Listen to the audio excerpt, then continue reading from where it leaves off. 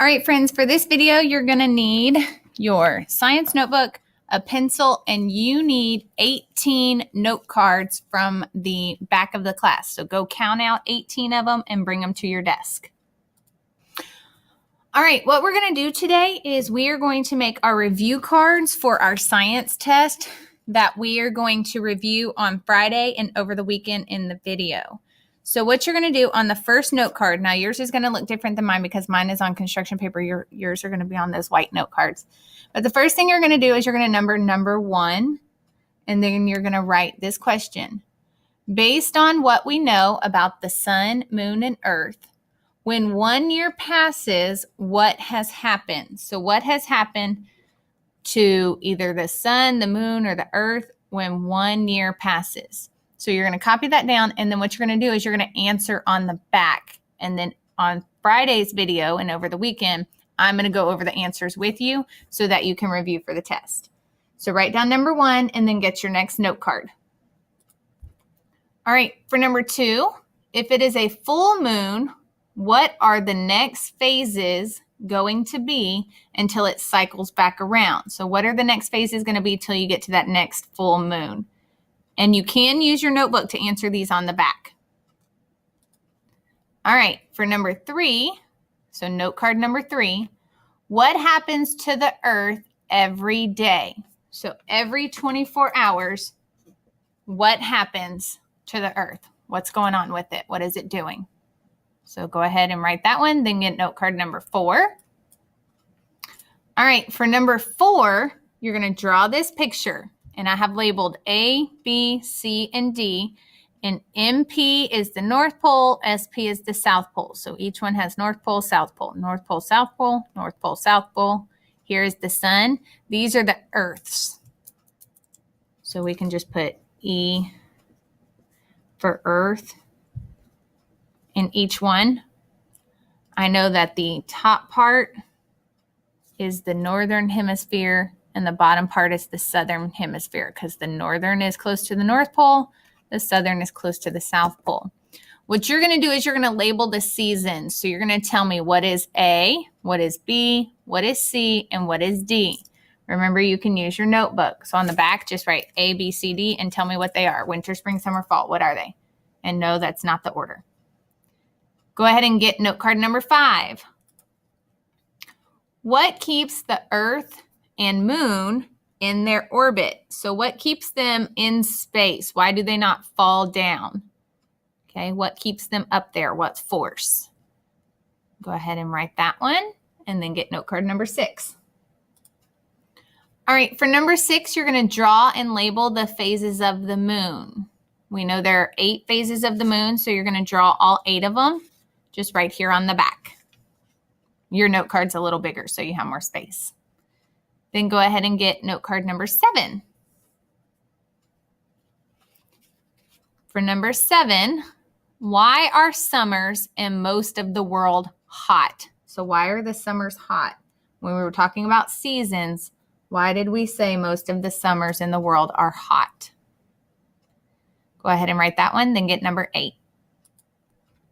Number 8, what causes day and night? So why do we have day and night?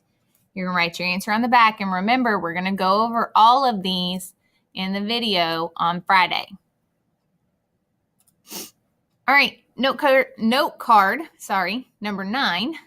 When the moon is completely in the shadows, what type of moon is it? So when it's completely shadowed, you're not seeing any light, what do we call that moon? Then you can get note card 10. Number 10, what time of day is your shadow the shortest? So what time is it when your shadow is the shortest? So go look at your shadow notes and pictures.